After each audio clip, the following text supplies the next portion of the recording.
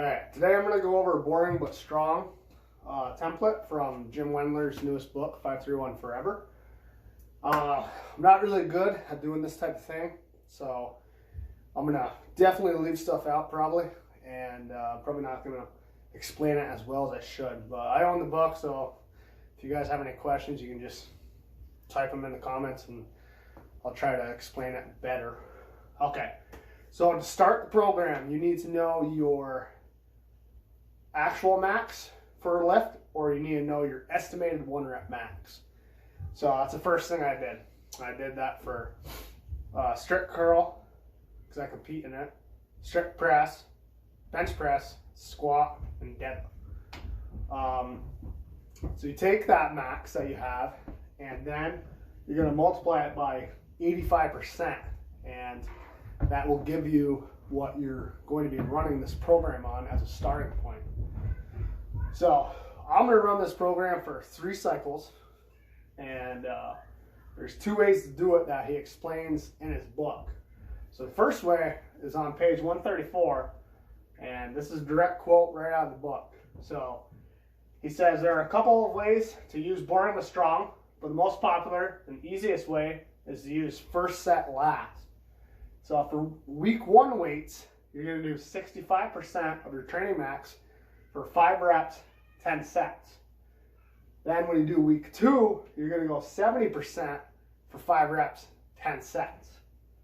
Week 3, you're going to do 75%, 5 reps, 10 sets. And that would be 1 cycle. So after each cycle, you're going to be doing, you're going to be adding to your training max. But I'll get into that right after I explain the next way of doing boring but strong. So his second way of doing boring but strong that he has in page 137 in 531 Forever is, he says, direct quote, the boring but strong challenge. Then he says it will remain as a 3-cycle challenge. So these percents are a little bit different. This is the way I'm running it. Is week 1, you do 60% of your training max for 5 reps, 10 sets. Week 2, you do 70% of your training max for 5 reps, 10 sets. Week 3, you'll do 80% of your training max for 5 reps, 10 sets. Okay, so now each cycle is 3 weeks. Then if you want to do a deload, you can have a 4th week if you want to. So you'll have week 1, week 2, week 3. If you run 5-3-1, I run 3-5-1, so it goes week 2, week 1, week 3. So after each of these 3-week cycles, what you're going to do is you're going to bump up your training max a little. And I'm doing the minimum jumps. That's what he says to do, is to do minimum jumps. So for me, I do strict curl. I add 3 pounds because it's kind of a little bit of weight makes a big difference for the strict curl. So I do 3 pounds after each 3 weeks. Strict press, same thing. I do 3 pounds. In his program, he does 5 for upper body and 10 for lower body. So bench press, I go up 5 pounds. I use the trap bar deadlift instead of a regular bar deadlift. So I go up 10 pounds in that. And the squat, I will go up 10 pounds. So what I'm going to be doing is I'm still going to be doing the AMRAP sets. So whatever that ends up being, I'll kind of pick and choose my battles if I want to do as many reps as possible that day or not. I'll just do the minimum, whatever my body feels like. So then as soon as I'm done doing the main set, I'll go right into boring but strong sets, the 5x10. So I'm still doing my band exercises and my chain exercises. So that's just adding in the accommodating resistance. It really helps for me, so I still add it. And what's kind of different this time, since there's a lot more volume with 5 reps, 10 sets, 50 extra reps, I'm only doing 1 assistance exercise per main movement. So I kind of went through and picked out what I thought benefited me the most with assistance exercises. Curl, I'll do seated curl. Press, seated press. Bench press, I'm going to do dead log bench.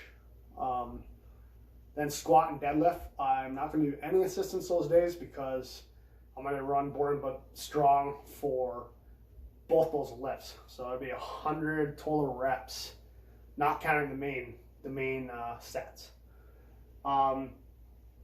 And I'm going to definitely pound the calories and protein during this 3-week cycle.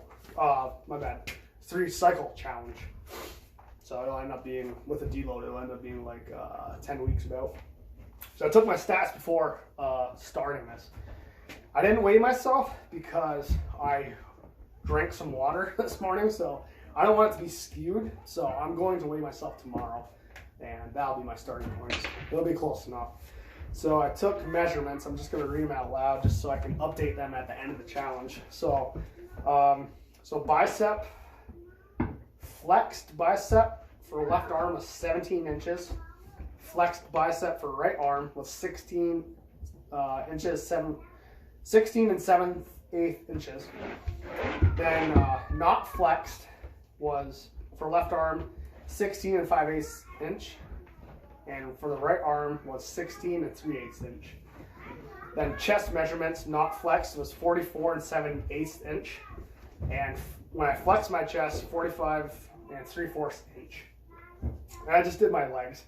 So the right leg not flexed was 25 inches, and when I flexed it, it was 25 1/4 inch. Left leg was 24 and 3/4 inches, and the left leg flexed was 25 and 1/4 inch. So I'm only going to update the measurements once as soon as the challenge is done.